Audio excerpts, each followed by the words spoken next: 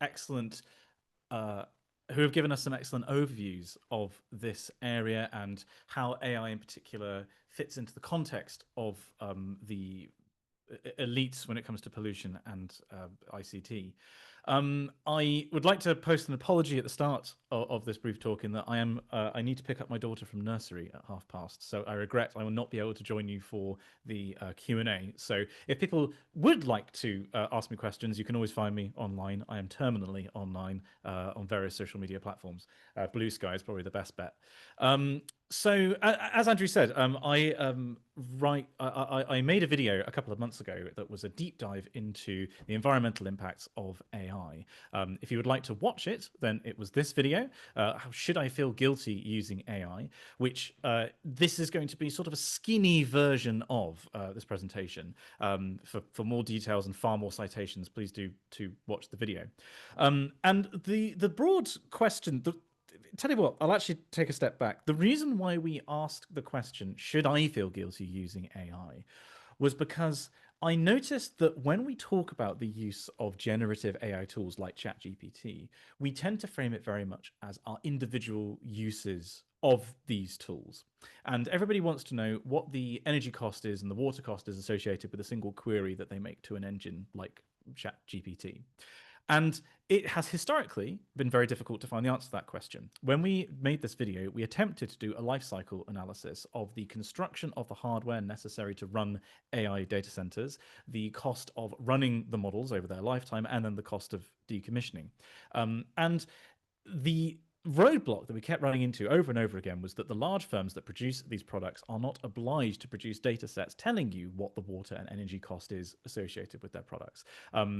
Researchers have attempted to reconstruct this. There was this opinion piece in Nature earlier this year that dedicated space to basically how frustrating this was for the researchers. The phrase going mad was used, I believe, in this article.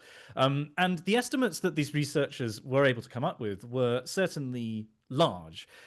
We know, for example, that training GPT-3, ChatGPT-3, evaporated 700,000 liters of clean water. We know that the energy demands of models already are significant, and as we've already heard, the trajectory of these models are being used increasingly going forwards means that the associated electricity bill is vast. But what's been interesting is that recently, in fact, since this video came out, we've seen much more of this. Companies have been actually more willing to share the data on what the cost is per query. And I'd like to shout out this entry from Hannah Ritchie. If you don't know Hannah Ritchie, she is one of the key people at Our World in Data, an excellent data visualization site. And she has a Substack called Sustainability by the Numbers, where she has posted several versions of this article because the answer keeps changing in terms of the carbon footprint of these models. But to highlight one figure from this most recent iteration, basically, if you are looking at, this is a Gemini, Google's Gemini product, if you are making a search query to this product, it is a microscopic sliver of your overall environmental impact, whether you measure that by water or by electricity consumption. Even if you look at 100 queries, which I don't know anybody who would probably do 100 queries per day, it's still a very, very small fraction of somebody's overall energy usage. And if you compare it to other everyday activities that you might do, typical ChatGPT query at the top, something like if you were asking it to, I don't know, translate a piece of code from one language into another language, not very much at all. Even a long input query, which I have done, for example, asking it to construct a GUI for a piece of software that I was writing, very, very small compared to even using a microwave. But whilst this may make AI look like a sort of bargain when it comes to the environmental impact, I would argue that what the companies are doing quite explicitly by releasing this data is casting the problem in a specific lens. By casting your use of AI as that of an individual action, they are making you responsible for the environmental impact of the service in exactly the same way that we saw in the early 2000s with BP sharing the concept of the carbon footprint. It shifted responsibility away from corporations themselves towards individuals.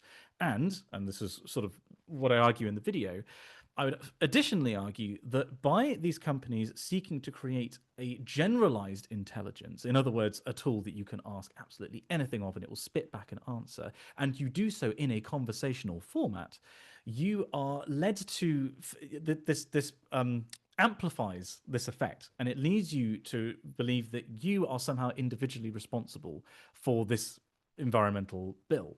And this is absolutely a trap. As has been well documented when it comes to the fossil fuel industry, I would argue that the exact same thing applies to these large companies like OpenAI, Google, X, whoever you wish to pick. Because the fact is, while these AI tools may have very low carbon footprints, and an interesting aside, may actually have a lower carbon footprint than doing the tasks manually. For example, if you are using an AI to do a text transcript of an audio file, that likely has a lower carbon footprint than paying an individual to do that work, because the individual has to have calories that they ingest, they have to use power to run their machinery, and they both do both of those things far less efficiently than one of these tools.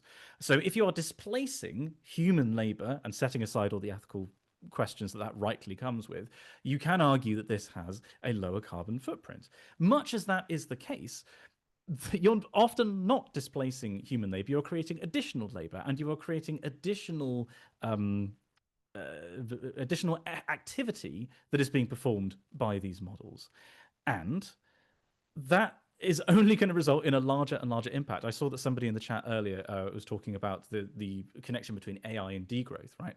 And these companies are in many ways the climate crisis in microcosm, because they exemplify this idea of, you know, extreme growth at all costs. These products have never once turned a profit. They are only capable of bringing in all this investor money in order to pay for this new infrastructure, in order to pay for the environmental damage that they are doing, but the promise of future profitability and future use.